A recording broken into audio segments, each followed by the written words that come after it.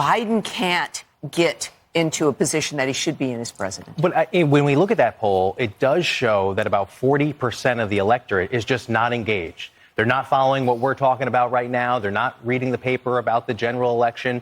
So I think as we move closer, that will benefit Joe Biden. Because as people see the contrast between Donald Trump and Joe Biden, it'll be clear to them that they believe Joe Biden can move forward. And with his age, they're leaning into that because his experience has been affected.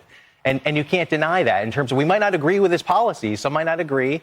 But you have to respect the fact that he knows his way around Washington, D.C., and he can run circles around some of these less experienced Republicans. A couple of data points. I would hope that he could be able to negotiate someplace where he's been for nearly 5 decades, Washington, D.C. And he's shown he can. But the idea that the American public is going to play catch up in what you say is a gap in their understanding and knowledge is not reflected in the poll that we showed. What they know enough about Biden is that he's not doing the job that they need for him to do. And the other data point is his birthday is 15 days after the election, which, by the way, is 239 days away. Oh, I'm keeping count. Counting, right? Yeah. So he'll be 82. He'll be older. Even harder to make that I'm fit for office based on just his age argument, which is what we keep asking in the polls. You know, I want to adjust that to acuity. Because you could be great at any age. We will all be older. And again, right. Donald Trump is just a few years behind.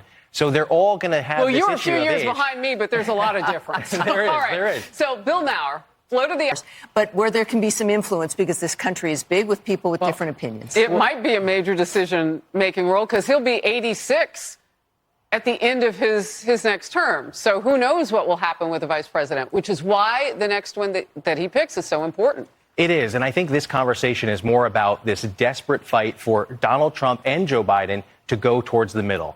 People on the right and the left have made up their mind, right? It's the middle that is so important. So this talk about getting someone on the right or getting someone on the left and Haley does that. Yeah, I mean, Haley that is the point. And Haley would do that for either was able to get.